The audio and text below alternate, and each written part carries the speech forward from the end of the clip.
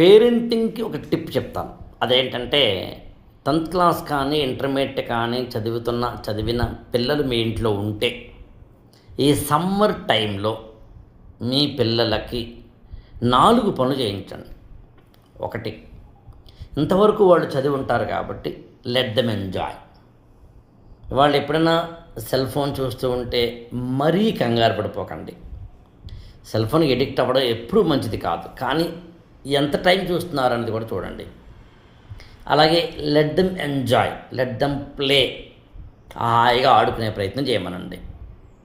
అట్లాగే వాళ్ళకి రాబోయే రోజుల్లో ఏమైతే బాగుంటుందో, అంటే వాళ్ళ కెరీర్ బిల్డింగ్కి సరదాగా ఇంట్లో కూర్చుని కాఫీ తాగుతున్నప్పుడు, టీ తాగుతున్నప్పుడు, భోజనం చేస్తున్నప్పుడు, సాయంత్రం పూట అంటే ఇంట్లో మీ అబ్బాయి కానీ మీ అమ్మాయితోటి కానీ మీరు ఒక జోవియల్ టైం స్పెండ్ చేస్తారు. అప్పుడు ఈ కెరీర్ గురించి డిస్కషన్ చెయ్యకండి. చేసినప్పుడు ఏమవుతుందంటే వాళ్ళ మూడ్ అంతా పాడవుతుంది. కానీ ఆ జోవియల్ టైంలో వాళ్ళతో సరదాగా వాళ్ళ ఇన్నర్ లోపల ఉన్న కెరీర్ కోరికలేంటో సరదాగా తెలుసుకునే ప్రయత్నం చేయండి.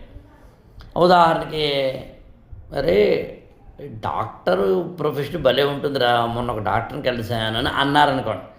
అప్పుడు మన పిల్లవాడు కళ్ళల్లో మెరుపు, మన అమ్మాయి చాలా ఆనందంగా అవునమ్మా అన్నారంటే వాళ్ళు డాక్టర్ అవ్వాలనుకుంటున్నారని ఇండైరెక్ట్గా మనకి అర్థం.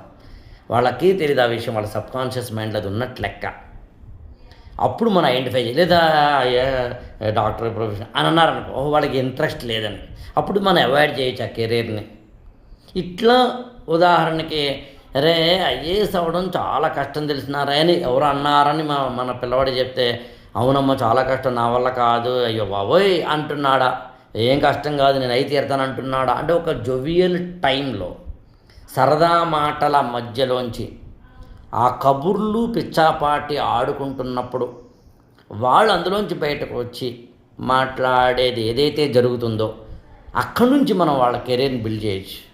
ఏది ఏమైనా మన పిల్లల్ని ఇంకా బాగా పెంచాలని మీకు అనిపిస్తే 8897826108కి ఫోన్ చేసి నా అపాయింట్మెంట్ తీసుకోండి. But conditions apply.